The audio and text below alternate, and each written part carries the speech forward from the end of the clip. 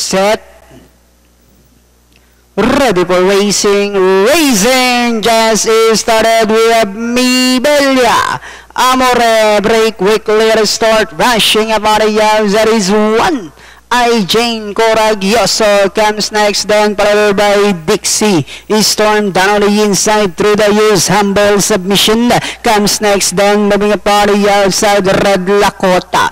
Si Barreto comes next, then followed by Forful Heart. Yanino Iana. Bill Goodman racing second last, while Limay is the early trailer by about 20 lengths of the leader.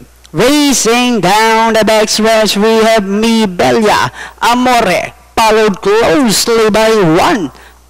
Jane on the outside, then 3 lengths. Watching in third comes Humble Submission, then followed by Coraggioso.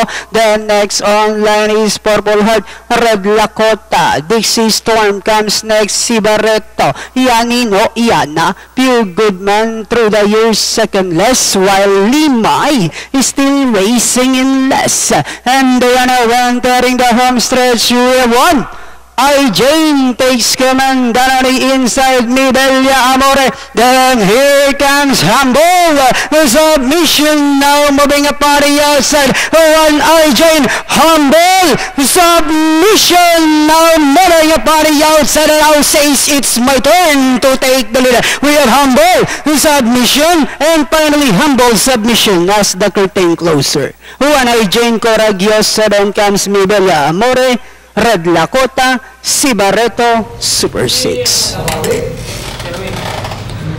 Nakapanood, numero 3, Humble Submission, ridden by Renz M. Ubaldo. Unang tumad sa ating finish line. De la segunda 9, One Jane Coraggioso, Mibella Amore, Red Lakota at Si Barreto para sa inyong